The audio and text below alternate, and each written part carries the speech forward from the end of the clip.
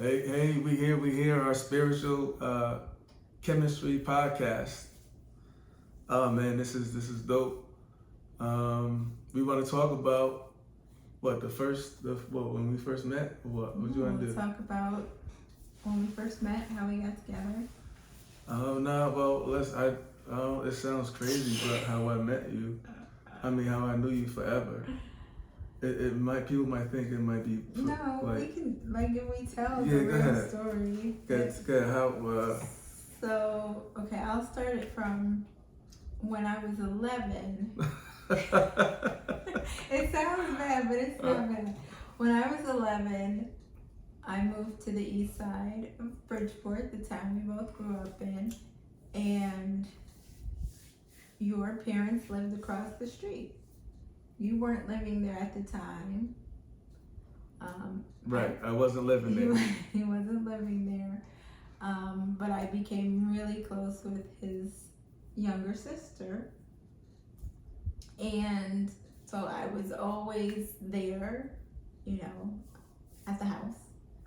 And he would visit. Nothing out of the ordinary. Just, he was 5 years older. I'm 6 years older than you. 5. You're what? How old are you now? You're 47. I'm 48. Oh, okay. Yeah. 5 years older. So, yeah, go ahead. Go ahead. Now you keep going. So, there's nothing really to tell. We were, I was always there, very close with the family, went on vacations with them. Love my mother-in-law to death. And so I would come over, visit often, and she would always be there. Used to give my sister her ride to school. I don't even remember that. This is what she's telling me. you used to give me a ride to school. Oh, that don't sound good. It's innocent. It was innocent. Okay. I mean, it was innocent. All right. Yeah. Let's skip this part because fast forward. No, I don't think we should fast Okay. Keep forward. going. The significance of the ride to school and what I told him was Lamar has a way of giving people advice without knowing that he's giving people advice, and it's usually very significant advice that they carry with them for their entire lives, and he has no idea that he does this thing, and he doesn't remember that he does it. He's done it to me so many times. So this one particular time, I was leaving for school. He was visiting his mother, and he asked me if I needed a ride. We're basically right across the street from each other, and he gave me a ride. And he's driving, and he's got the windows down, the music blasting. Like, if you know Lamar, he's always blasting his music. Disagree? Keep going. Okay. I mean, yeah. And I was cold, but I didn't say anything. And and he's just taken by the music, and he's bopping his head, and he's singing, and he said to me, music can transport you. Like, it could take you out of your environment and bring you wherever you want to be. And that stuck with me for my life. So as I, we became older and, moved away and lost touch and married. We both were married. And as I went through life and I would be in difficult times, I would always go into a room by myself and put on music and blast my music, and it literally would take me out of my difficult situation, and it helped me a lot. So his words stuck with me through. I didn't know that. Right. I didn't know that. Your words stuck with me through my difficult young adult life. Mm-hmm. And so that's why that story of you giving me a ride is so important and significant. Okay. Because and you do that a lot. You give people advice without knowing that you're giving. Well, them I mean, advice I for didn't know them. back then. I know now. Yeah, but you still don't remember what you said. No, I don't remember, but they tell me, and you know, I don't remember, but it sounds like something I said. Right. And but it's a beautiful thing. So I guess I've been having empathy for people forever, and didn't know what I was doing. But Right. I but think it's deeper than that, but you know, I'm Yeah. not Well, we gonna go can- crazy on the first episode. yeah, we could elaborate on that. But so yeah, so fast forward. What, like 9, 10 years ago, you started bringing Haj to the barbershop? 9, 10 years ago. Gosh, no. Let's see. Longer than that. All let's right. just Well, say. I never looked at her in that kind of way. I always looked at her as Little Lee, my sister's best friend. So I never even looked at her like that for however long she was coming to the shop. Was cutting her son, and then years later. I've been divorced for a long time at this point. And I was all over the place, and I was just losing myself, just loose ball out here. And it was necessary, man, because I got tired of, man. I couldn't achieve any of my goals because I was messing around with all the hoes. You know what I mean? Hey. I mean, you know, I'm not a rapper, but that rhymed, right? At least, right? Okay, well, we're gonna be respectful to you. Oh, I mean, you know, to all the, you know, they all weren't hoes. I just was trying to find my way. That sounds better, right? And that's the truth. They look bad, but you know, it takes 3 to 4, 5, 6 months sometimes to really get to know a person. So once they reveal themselves on who they portrayed themselves to be, I was out because it was a lie, and I couldn't deal with that.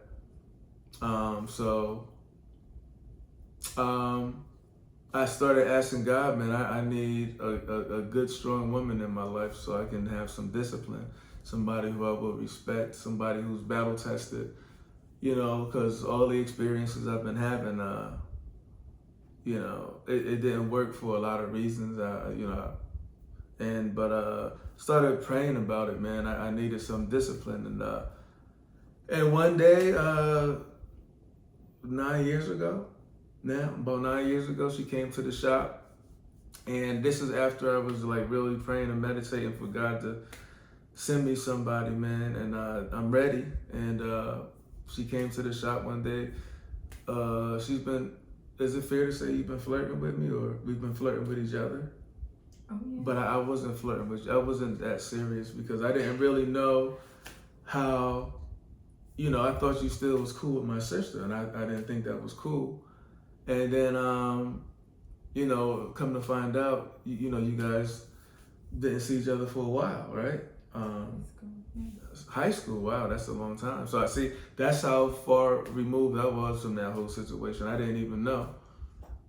Busy with doing, you know, running my life or whatever, and you were busy doing your thing. But one day we're at the shop about 9 years ago, and I remember, you know, texting her once in a while, flirting around, but I didn't take it serious. And then this one day, this spirit just took over me. It was like she was all bright and pretty over there while I was cutting her son, and you know, I just something said, "This is the one," and I was like to myself, like, nah. And then, you know, I called her over, gave her a hug. The hug was like real magical. It was real electric. It was spiritual, man. I never felt a hug that good. that I could remember. Definitely was different. Um, Asked her to go on a date, and we went on a date that weekend. And man, I found out a lot. I had this perception about her that was totally wrong, and man, we hit the ground running, right? Long story short, we got married. What, a year later, or what? A little over a year. A little, but it was in my mind for like 9 months. Right after 9 months, I was like, man, I think this is it. I never felt anything like that before. I was really going hard to become the spiritual person that I am now, that I'm continuing to grow with my spirituality. But I was on a whole nother level, man. And I asked God to send me someone like-minded on the same page so we can grow and heal together. And got to know each other. Man, I was all wrong about her. It was great. We hit the ground running real strong, and and time went on. We moved in together. Like what, a year? Maybe not even a year. Less than a year. And yeah, man, and we just started building together, healing, putting everything on the table. And I realized she was battle tested. We had a lot in common. That was really, really what I needed. And we decided to just go hard, man. We knew that it was gonna be rough. We knew a lot of people wasn't gonna be happy about that. But we was all in. It felt good, and we was fighting for a long time. Wait, you're going too far. Okay, so my version of what he's covered so far is, so once I started bringing my son to the barber shop, I would flirt with him a little bit, not excessive, just a little flirt. And what was happening was I was having dreams about him. Like, I would continuously have these dreams where just regular random dreams. Like, one dream, I was leaving a party and he was coming to the party, and we just crossed paths and we gave each other a hug and we kept going. It would just be random. He would just show up in my dreams randomly. And I dream a lot. Like, I dream like sometimes 3 times a night, sometimes more than that. But I do, like, randomly he would pop up in my dreams, and I would like text him like, oh, I had a dream about you. And he wasn't thinking about me. I will co-sign that. But there was some kind of pull that, for me, that was, something kept telling me, like, okay, there was something about him where he kept popping up. And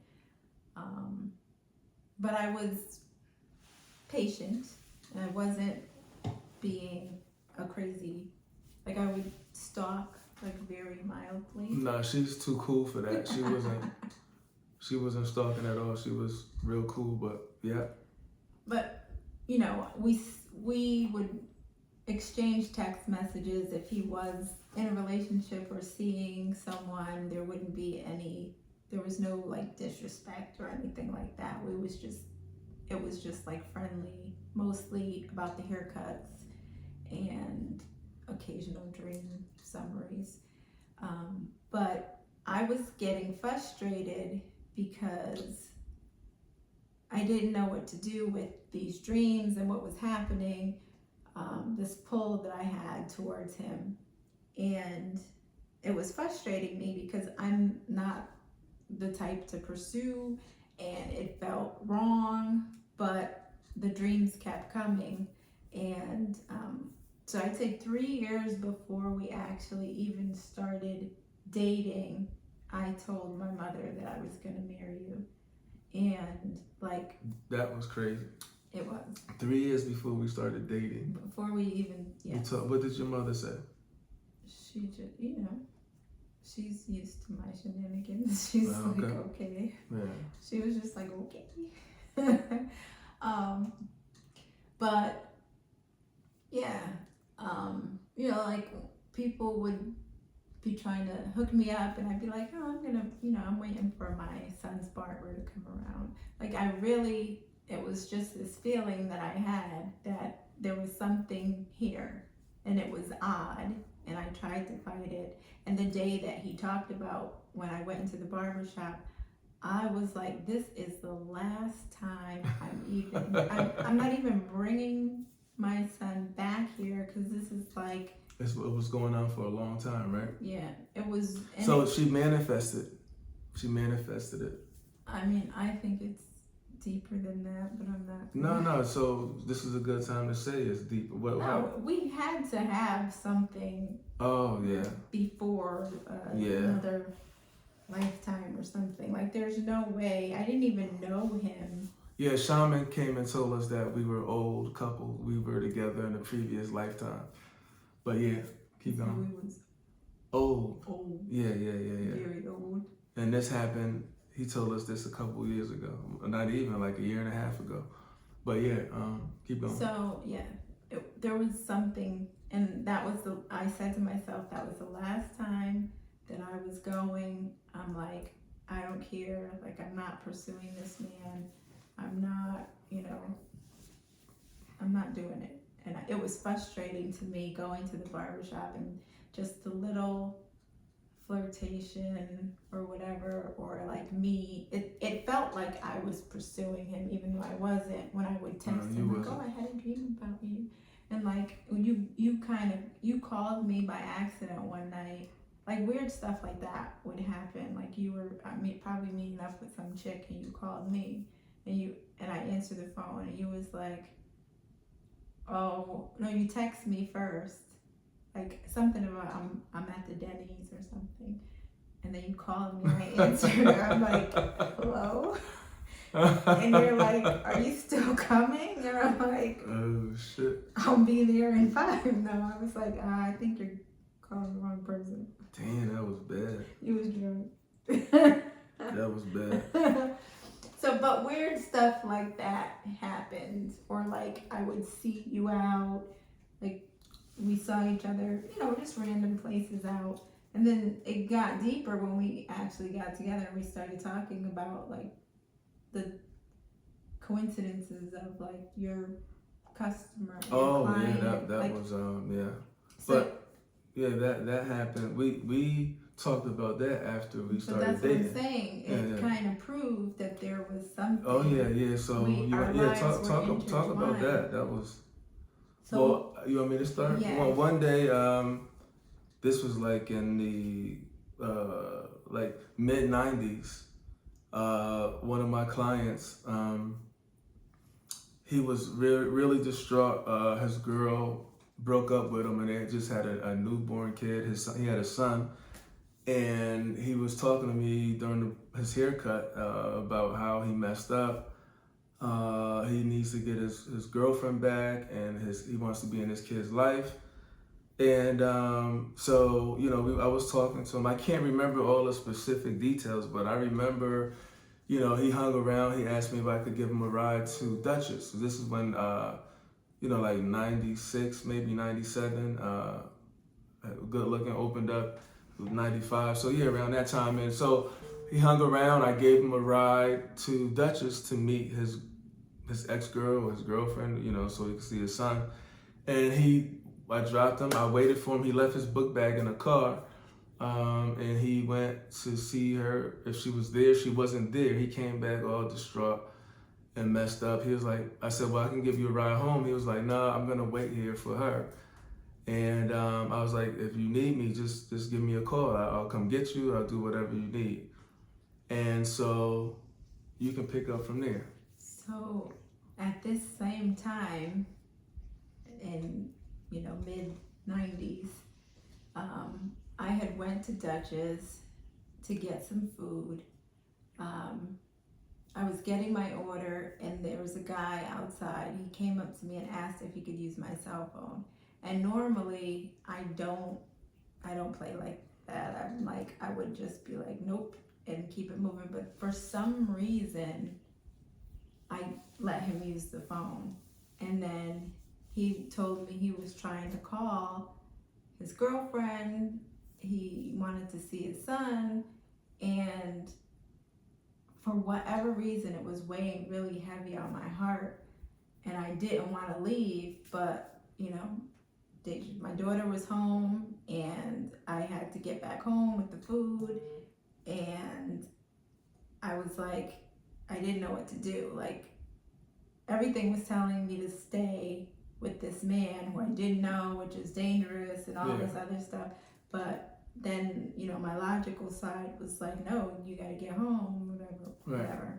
So once I left, you know, I talked to him, and then I left. And she called my phone, and I answered it, and I told her, you know, he's at Dutchess, can you please go and meet him? Like, I'm very concerned. And, you know, she said okay, so I felt okay about it. And then, like, that next morning, I got a phone call saying that, you know, he took his life on his girlfriend's, his baby mom's porch.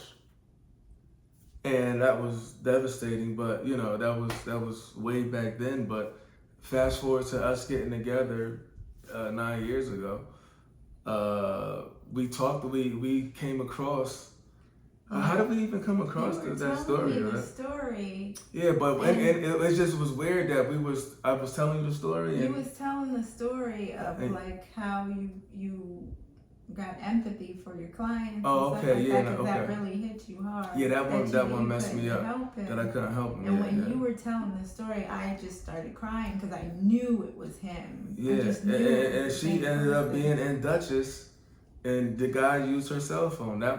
So that right there, like situations like that, when we got together, it was like, oh my God, we just like our meant to be. You know what I mean? So yeah. Like you left him there, and then I came. Yeah. And like it was just weird things like that. And that was back then that we was connected. We didn't even know. And now look, we, you know, helping people navigate. But yeah, so that was weird.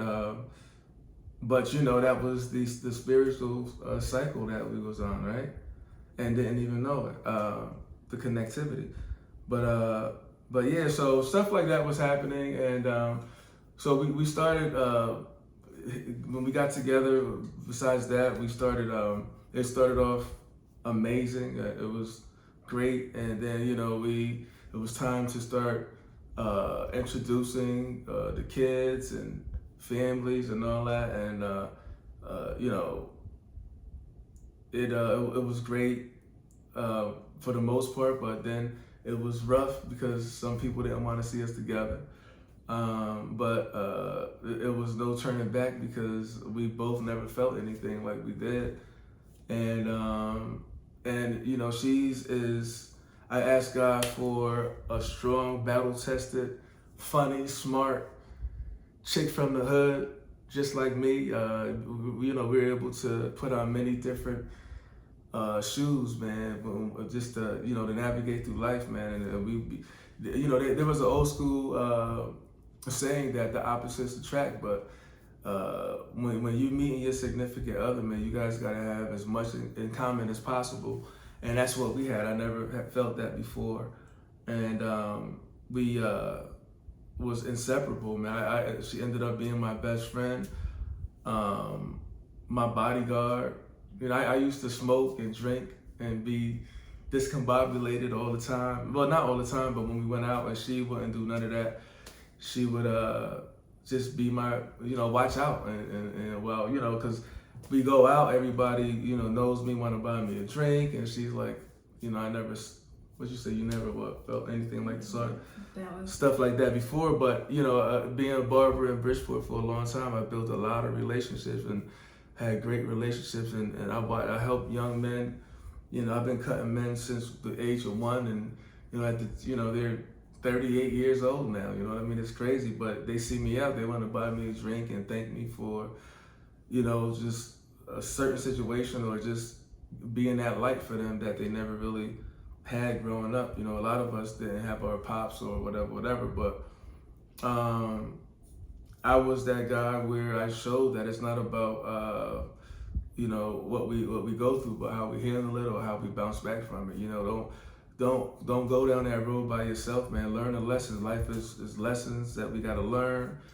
And for some reason, before I even became who I am today, I kind of had that light in me. Everybody else seen it, and I didn't. And but when I got with her, she seen it immediately. I took her. We went down to see my grandmother, and South Carolina, Grandma Ella. Man, she was an angel, man. She was amazing. She was the leader of our tribe. The name, we were a Native American. We found out back in 2010, I believe, and the Wassamosaw tribe is from Vernon, South Carolina, man. And she was amazing. She was a healer. People talked about her forever. But I used to go down south and meet all my friends, my family, and I used to go out to the bar down south. You go to the club and buy out the whole bar you get a bottle for $20 extra that they paid for. And I just used to just buy the whole bar, take my family out, have a good time. And that was at the beginning, man. But as years went on, when I got with her, I started tapping into my spiritual self. And so I knew my grandmother was amazing, man. So I wanted to tap in with her real quick. So this one particular time, I took her down there with me. And we just sat, and I stopped going out. I wasn't drinking as much, but I wasn't going to the bar and doing what I was doing previously. But took her down, and we just chilled with my grandmoms. And she was telling me, we was sitting there talking to her, and we was having a good time. And I remember we walked out of her house, and my wife was like, "What did you say?" She just had the strongest presence. You said you felt like her body was inside of yours, right? Like she was inside of your soul, right? Reading you, right? Yeah, she was definitely. And then you was like, this is where, you always said I had a strong presence, right? And you were saying, okay, this is where you got it from your grandmother. Mm-hmm. But yeah, so I guess grandma gave her and me the approval that she was cool. You know what I mean? So that was like, she gave us her spiritual blessing that, we was gonna be together, man. And I really believe that instance right there is what kept us together, because after the first year or 2 or 3 or whatever, the relationships get rocky, man, and all type of entities can come into your circumference, man. And we fought through it. We was battle tested, man, and we're here today, and we want to share what we've been through, and we're gonna share what we've been through, and how we were able to make it through. Yeah. So. But you gotta want it, man. We kept God first. We really tapped into our spiritual self, and here we are today. And people can feel that, so it's genuine. They ask, how have you been together so long, and why you guys always, I feel your energy, and I'm like, man, like I never knew, man. I tapped into myself, and she was right there, into my spiritual self, and she was right there with me. We did it together, and we're gonna share a lot of information with you guys on how we've been battle tested, man, because the devil, these entities, man, they will work through the kids, they will work through everybody, man. It was real tough, real trying times, but we made it. And so let's elaborate. Yeah, I think what's important is we both started working on ourselves individually before we were able to come together. I know, especially for me, even when I would go to the barbershop and kind of flirt with him, I knew that I had a lot of work that I needed to do on myself before this would work out, because I was very in my masculinity. I was very, it wasn't cool. I was, I don't know, how do I describe myself? Like, I was a single mother providing for my children, and I had to tap into that masculine energy. And I was very, I felt like, I didn't need a relationship, even though there was whatever, this calling. I didn't put up with a lot of stuff, and being submissive and feminine and all that stuff came a little later for me. But I was working on it. I was working on myself. I was working on forgiving and healing and working through some of the traumas of my life, my prior relationship. And yeah. You said it came later. What do you mean it came later? Well, you had to soften me up a lot. Okay. Right? Yeah, but I always thank you for, you initiated all this stuff. So once I felt this chemistry we had, I would always say hashtag thank you for coming to get me, right? Absolutely. Yeah, I'm just talking about, like, how, like, I used to, like, work on the house, and, my father was always... Well, you was a tomboy. I was a tomboy. And tapped into your masculine. And I used to do a lot of, like, my own home improvements, like cutting tiles and stuff like that. And she thought she was nicer than me. You thought she was better than me. So when he came around and he started taking over some of those roles, and I would be like, oh, I want to help. And he'd be like, oh, sit down and go get your nails done. And, and I used to get mad. I used to take offense to that. So I let you help, but you was just teeter-tottering around.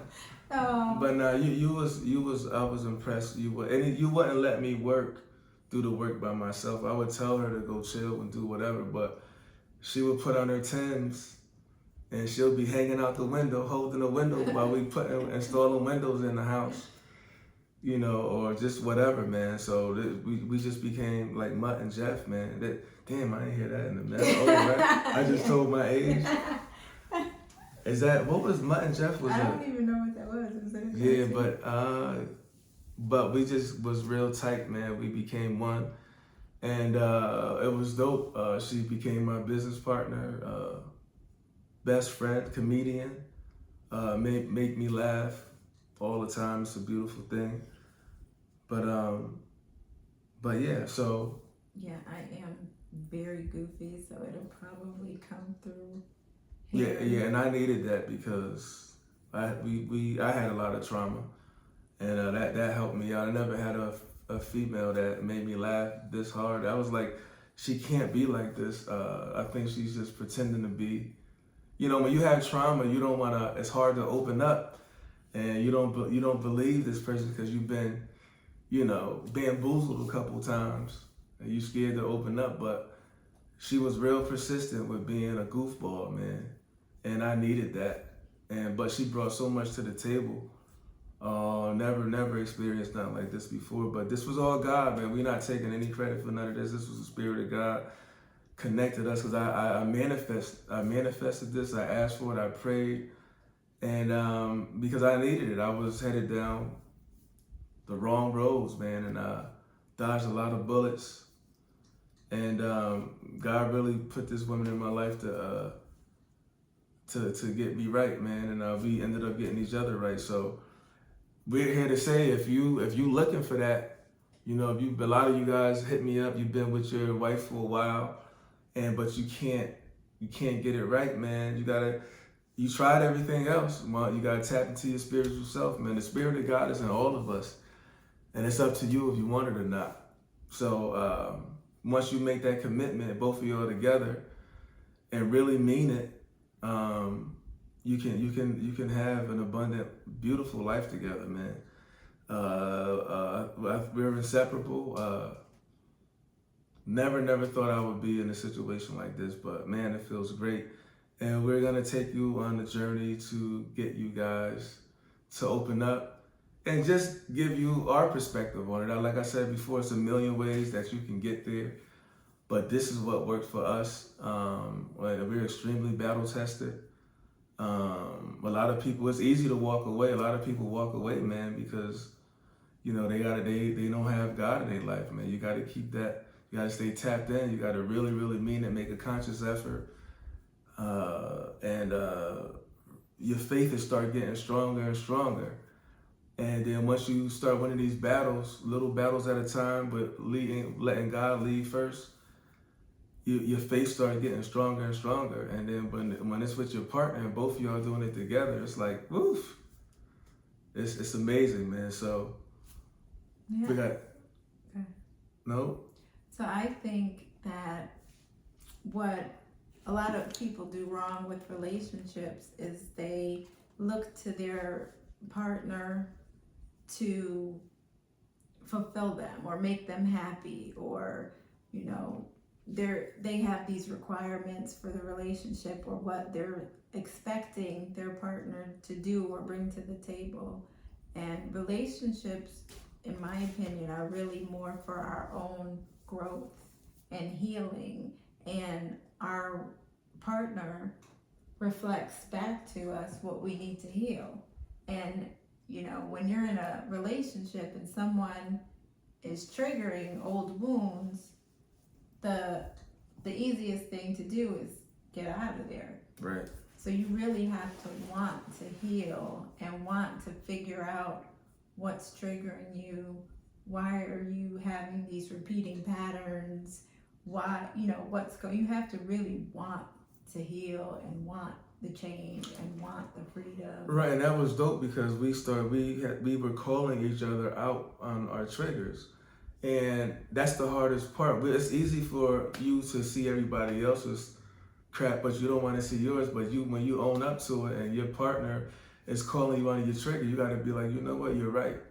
And that was one of the hardest things to do because you're in denial, you know what I mean? But the human mind can only take but so much, and you do all types of things to protect yourself from going down that road again, even being in denial that you have triggers. But once you own up to that and you start healing together and calling each other out on each other's triggers, it becomes very what's the word I'm looking for? Grateful, gratitude, right? Yeah, it's a beautiful thing, man. So yeah, we want to share that with you guys, and then also,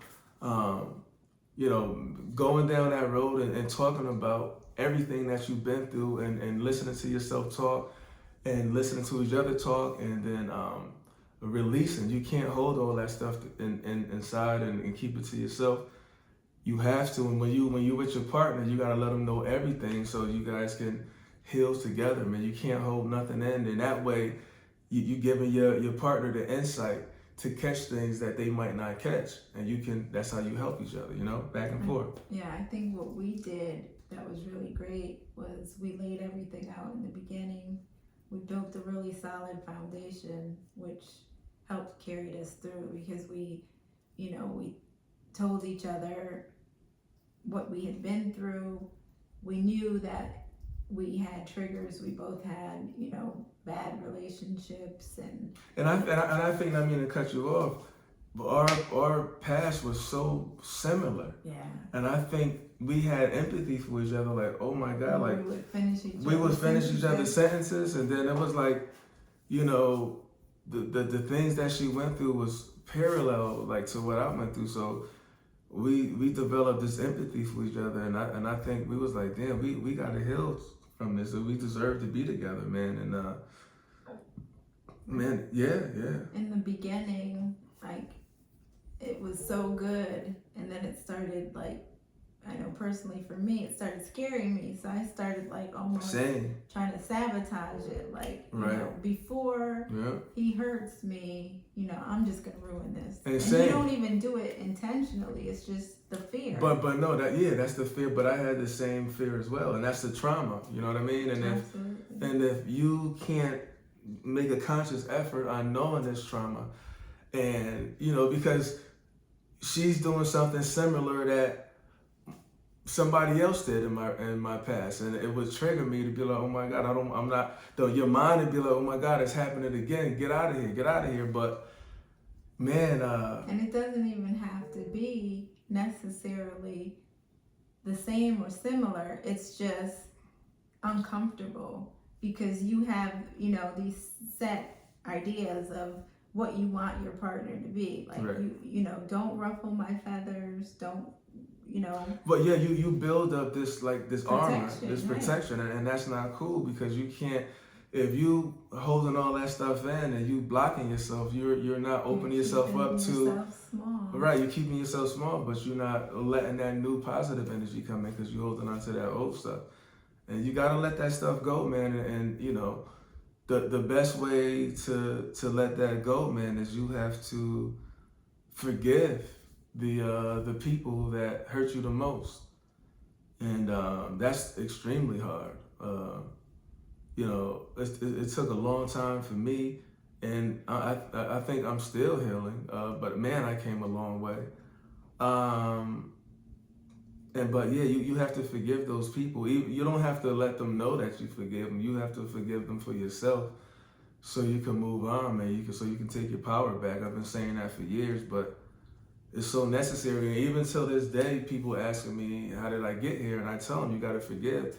And people are so stern on not forgiving the people that hurt them. They'll rather hurt for the rest of their life in order to forgive. I'm like, yo, you don't have to let them know. Just do it for yourself. And they was like, nah, never, never, never. And so at that point, the best thing that we can do is live by example and to inspire. But it's the old saying out there, you can't want more for somebody else than they want for themselves. So the second best thing we could do is inspire, man, and live by example. And hopefully one day they'll get tired of being stagnant and staying in that life and take your power back. You gave that person that hurt you 5, 10, 15, 20 years ago. They come around, you still feel it in your gut where you wish bad for them, man. You just gave them power over your mind, body, and soul, man. Take your power back. And that person is going around hurting thousands of people just like you, man. They don't care. That's what they do. They like vampires, but not for your blood, but for your soul, man. They can feel when you feel uncomfortable when they come around. But now once you take your power back, man, they'll dissipate. You know what I mean? It feels good, man. Let it go, man. Heal, forgive them, because you got that old school saying out there: hurt people, but then you got people that healed, like us, man, and we want everybody else to heal, because I have empathy for people who still stuck with all that. And if you don't get your lessons, man, it's going to be a repeating cycle, and it's going to keep happening to you over and over again. And you can't be mad at nobody else but yourself if you keep allowing that. You are in control of your reality, man. You got to make a conscious effort on wanting to be better and heal. But if not, I beg y'all to do that. You know what I mean? So you can either heal your relationship with your current situation or open yourself up to meet somebody new, man. We always want the best person. We want that queen or we want that king in our life, but you attract who you are. So if you don't heal and you still got all that stuff built up inside of you, you're just gonna keep attracting them negative people because you putting negative thoughts out there. You know what I mean? So if you want it, you gotta heal.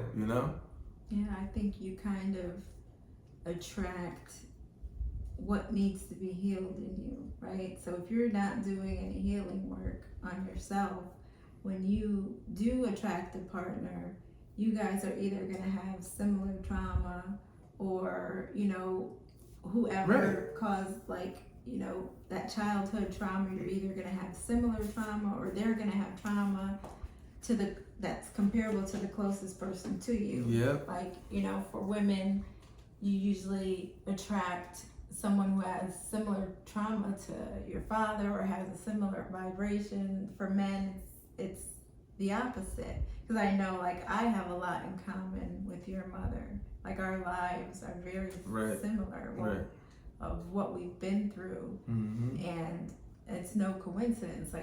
You're attracting that because of that vibration. You're on the same vibration, and that's what you're going to attract where you are. So yeah, if you want a relationship where you can be like, you know, living your best life, man. a power couple and doing things and making stuff happen, you have to work on yourself so that you can attract somebody on that level that you want to be at. They say, you know, become the person that you want to attract. Yeah. And it's true.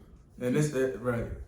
You just can't attract somebody that's got it all together if you're vibrating on a lower level. right. And you can't lie to, you can lie to everybody else, but you can't lie to like that energy. It doesn't lie. It's gonna give you what you're compatible with. Right. Oh, I just lost my train of thought. That's why I be cutting you off, because I got and then dealing with a lot of people that cause trauma in your life, that causes, like, I heard it causes short-term memory. So, you know, my short-term memory is terrible. That's why I cut. So everybody, I remember one of my clients, he, you know, a lot of people get mad at me because they're talking and I keep cutting them off, because if I can't get it out at that minute, I'm gonna forget what I had to say, and I'm pissed right now because I can't remember what I was gonna say. But yeah, man, a lot of brothers and women, they're in bad situations with the wrong people, and I'll tell them, they'll tell me what's going on, and I'll tell them what type of person it is. They'll be like, "How you know? My mother or my sister said the same thing, but now it's coming from you. How do you know?" And I was like, "Well, those people that's hurt, man, they got the same pattern, and it's like the same energy but a different face, man. So I'm able to tell them that they got to get the hell away from that person. You know what I mean? Or if it's somebody you have kids with or whatever, man, you gotta, man, you're just gonna have to stay. You have to save yourself. You gotta save yourself first, man, and so you can, your kids they're gonna grow up. And they're gonna get older, and they're gonna see what everything is, man. You just gotta be honest and true to yourself, and treat everybody how they're supposed to be treated, how you want to be treated.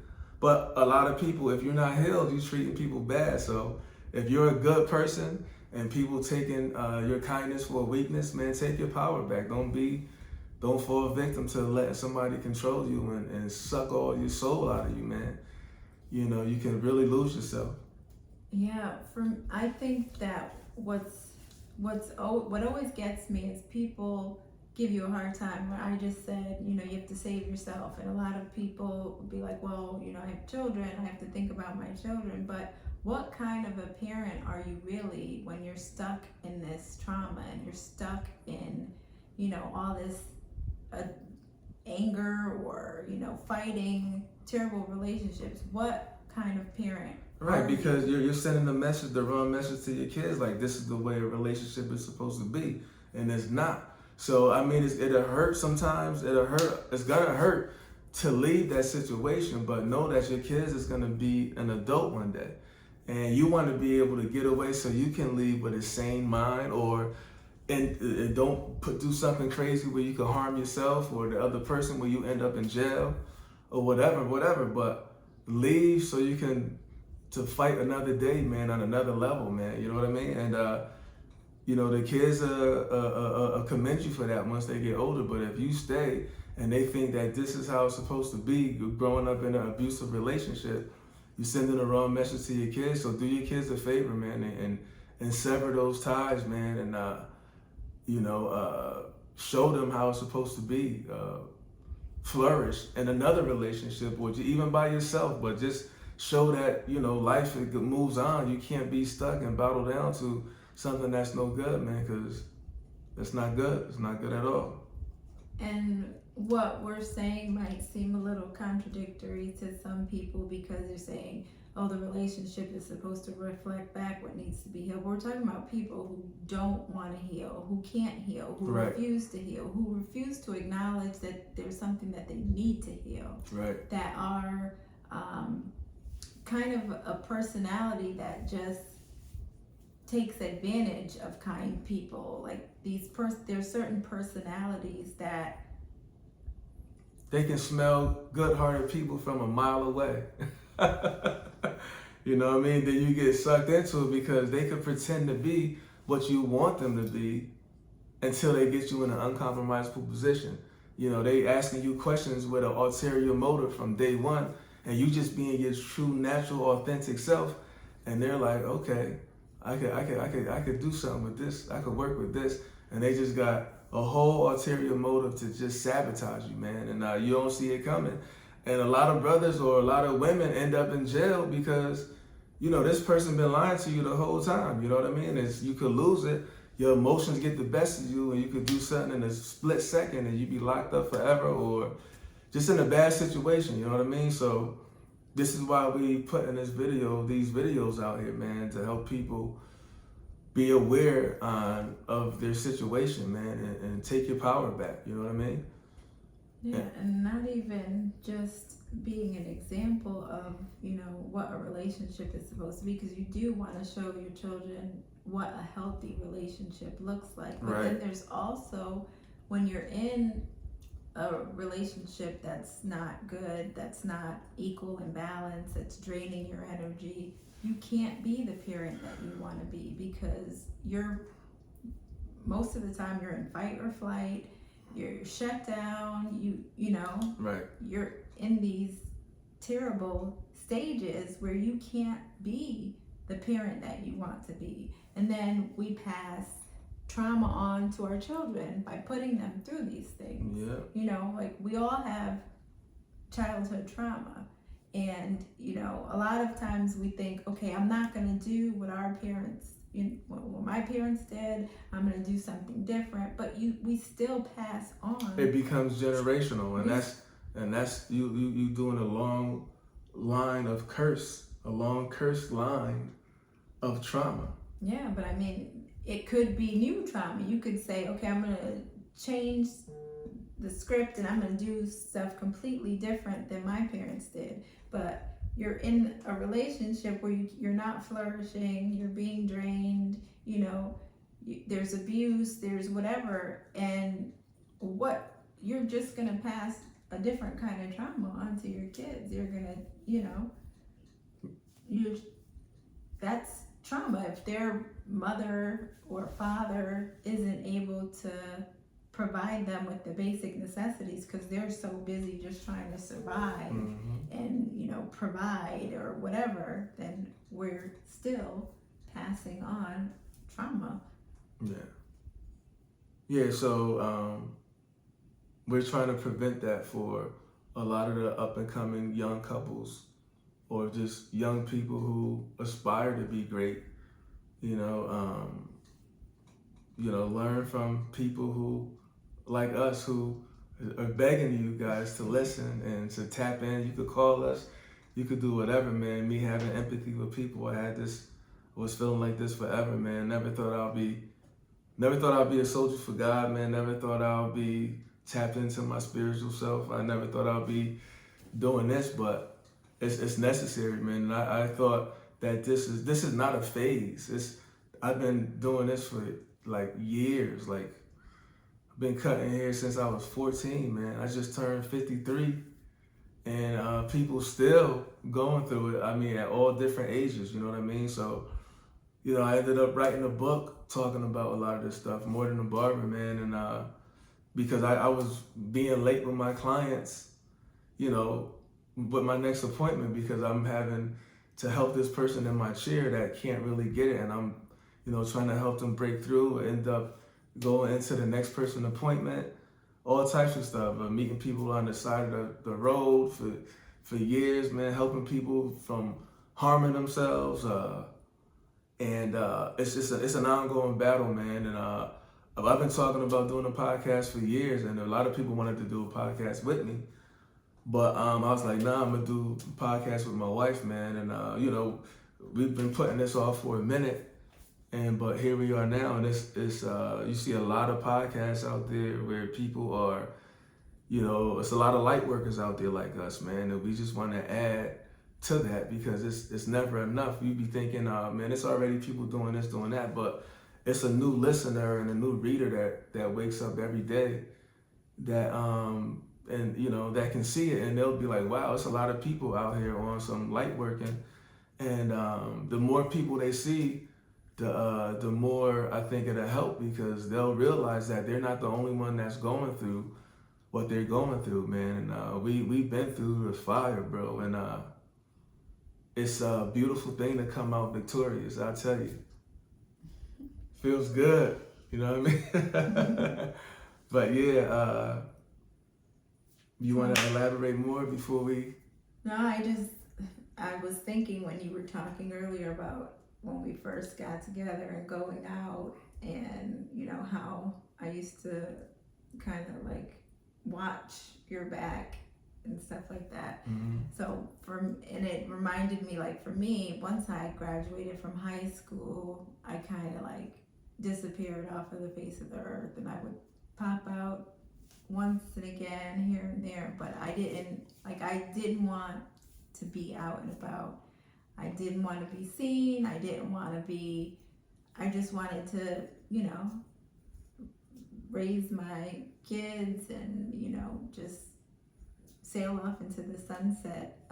I didn't want to, I would never have done any of this stuff looking back at myself back then, because I just wanted to go into a shell, which is, again, a lot to do with the trauma and wanting to just protect yourself and build a fortress around yourself and keep yourself safe and not be seen. That was big for me. Like, I just didn't want to be seen.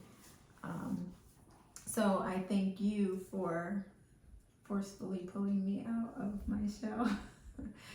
Well, and I thank you for coming to get me, but we gotta thank God for that. You know what I mean? Because we manifested each other basically. But you saying that you was gonna marry me 3 years before we went on a date, that would have been. I'm glad you ain't tell me that at the beginning. That's kind of scary, but it ain't scary now, because this is the best thing that ever happened to me. But I lost my train of thought again. But go ahead. No, go ahead. You can. No, I'm not gonna forget. I'm gonna remember. Go ahead. I remember when we just started talking, and I had a picture of you on my computer at work, and like my coworkers would be like, "Who's that?" And it was like the motorcycle where you had the model. Yeah. With the motorcycle, and people were like, "Who's that?" And I was like, "Oh, that's my future husband," and they all laughed, like, again, like. Yeah. And then I remember when we were actually going to get married, and I told my coworkers, "Oh, I'm going to Vegas to go get married," and they were like, "What?" And I was like, "Yeah, I told you I was getting married," and they was like, "What?" Yeah. Okay, what were you gonna say? No, I was gonna say we spent all this money on the mics, and we didn't even put our mics on. But I think this is good enough for now. We're gonna get it together. But we just had to just go on the whim. Get the flow going. Yeah, get it going. But we're gonna rock out with this one. And but yeah, we appreciate you guys for listening. Like, comment, and subscribe. I gotta get used to that. But peace and love. You guys can hit us up. Comments. Let us know what you think. We need that feedback so we can keep going. That's it. Yeah, reach out. You got a final word? You want to drop a gem or anything? You drop one first. Oh man. Self-love. I truly think that we are here on a journey of self-love.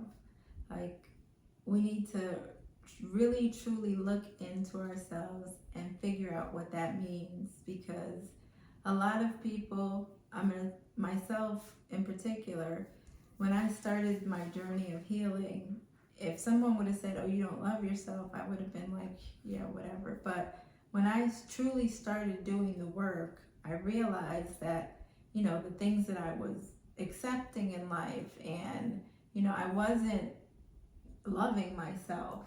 When you set this bar of how people treat you, you set the standard of how you're going to be treated and what you're going to accept and tolerate. And it's not until you truly love yourself that, you don't allow for the disrespect or any of that stuff to come through, and you raise your standard, and that's how you start the work of getting a sacred relationship, a relationship that's going to be fruitful Right. and loving and Right. fun. And Absolutely. That was dope. And I wanted to drop a gem on be in competition with yourself, man. Don't worry about what nobody else is doing. Wake up every day making a conscious effort on being the best version of you could be for yourself. Better than yesterday, better than last week. Every day wake up and make a conscious effort and being your best possible version, which we believe, and we're going to be saying this forever, which is your spiritual self, man. Like I said, I tried everything else. I know a lot of other people tried everything else. I talked to a few of my spiritual brothers, man. We all say the same thing. But just be in competition with yourself, man. You think somebody else is doing better than you. You never know until you really know what's going on with that person. So, yes, that's my gem for right now. But I got a lot of those coming. But peace and love. I'll see y'all next episode. Peace. Peace.